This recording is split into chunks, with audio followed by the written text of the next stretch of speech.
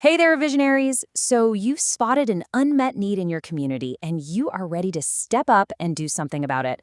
That is awesome. Today, this explainer is going to completely demystify the exact path to establishing a fully compliant Florida 501c3 nonprofit organization. We are literally taking all the guesswork out of the legal, structural, and operational steps you need to turn your mission into a legally recognized reality. To put things into perspective, get this. As of 2012, there were already over 104,000 nonprofits operating right here in Florida. That is a massive number, and it proves two things for us. First, you're joining a thriving, huge sector of people dedicated to making a difference. And second, well, while the journey to get your 501c3 status is rigorous and highly regulated, it is absolutely achievable. Thousands have navigated this exact path before you, and today, you're going to learn exactly how they did it. Okay, here's our roadmap for today. We'll be covering mission and board setup, Florida legal formation, the IRS tax exemption process, fundraising and compliance, reemployment tax operations, and finally some key resources and support. Let's dive in. Starting off with Section 1, Mission and Board Setup.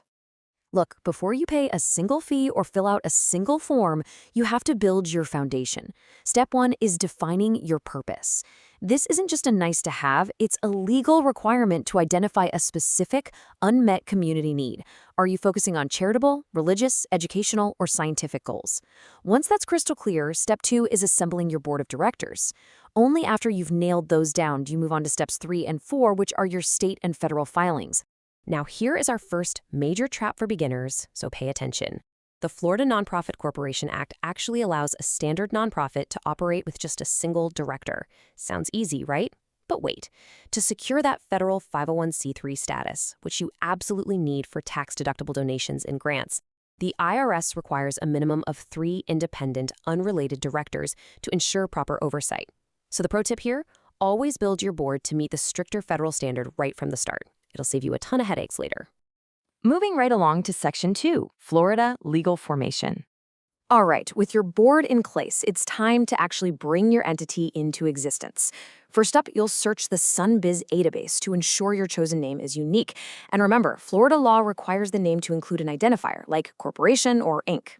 Next, you file your articles of incorporation using Form CR2E006, the filing fee just $35. After filing, your board holds its organizational meeting to adopt bylaws and appoint officers. You know, a president, secretary, and treasurer. Think of your bylaws as your internal operating manual.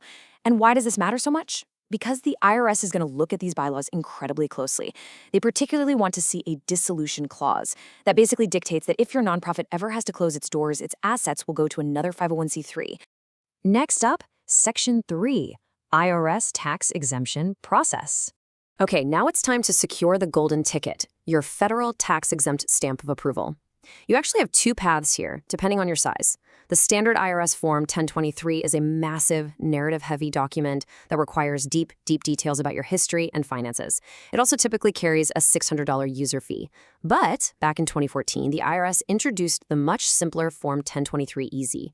This Easy form drops the fee down to $275, relies mostly on simple checkboxes, and cuts the processing time down to just 1 to 3 months. The catch? You can only use the Easy form if you project your annual gross receipts to be under $50,000 and your total assets to be under $250,000 for your first 3 years.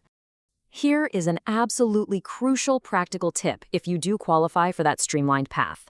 The Form 1023 Easy can exclusively be filed electronically. Yep, the IRS explicitly states they will not accept printed copy submissions. No way. You'll need to go through pay.gov or irs.gov to submit the whole shebang online. And please, always save a copy for your records before hitting that submit button. But before you jump straight to the Easy form, please note this caution. Do not just guess your eligibility. The IRS instructions include a very specific Form 1023-Easy eligibility worksheet. You must answer no to all the questions on that worksheet to legally attest that you qualify. Submitting the wrong form is a massive headache that will totally stall your momentum, so definitely do your homework here. So imagine you've submitted your application, you've waited patiently, and you finally get that determination letter in the mail. You have your 501c3 status. It's a huge milestone, but now what? Well, we have to pivot from the initial formation phase into the ongoing, real-world realities of compliance and daily operations. Which brings us to Section 4, fundraising and compliance. Federal approval is great, for sure, but it doesn't give you a free pass at the state level. Under Florida Chapter 496, the Solicitation of Contributions Act, you are required to complete a charitable solicitation registration with the Florida Department of Agriculture and Consumer Services. And here's the real kicker. You must do this before you ask for a single donation from anyone in Florida, literally before you ask for a dime. This law is all about ensuring transparency and protecting donors from fraud. Without this registration, your fundraising is legally grounded.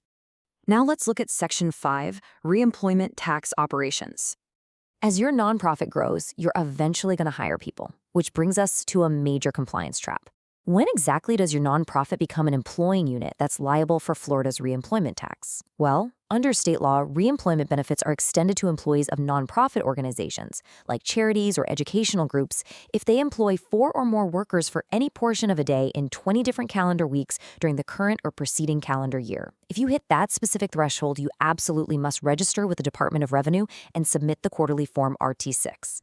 Now, you might be thinking, what if I just call them independent contractors? A lot of nonprofits try to avoid this tax by labeling their workers as independent contractors instead of employees. But this distinction is not just a label you get to choose, it's a matter of strict law. To ground this dry tax law in reality, let's look at how Florida courts view it. In a 2017 case involving Uber drivers, the court actually ruled they were independent contractors because the drivers controlled when they worked and could work for others. Similarly, in an older case involving condominium maids, the court ruled they were contractors because they controlled the means to complete the job. The absolute key factor the courts are looking at here is the control test. Ultimately, who dictates exactly how the work gets done? Courts use 10 common law elements to determine this control. Ask yourself, do you provide the tools and the workspace? Are they paid by the hour or by the job? Is their work a core part of your regular operations? Bottom line, if you direct what shall be done and how and when it shall be done, you have an employee. Misclassifying an employee as a 1099 contractor just to save money can trigger massive, completely unexpected audit liabilities from the Florida Department of Revenue. Protect your mission by classifying your workers correctly from day one.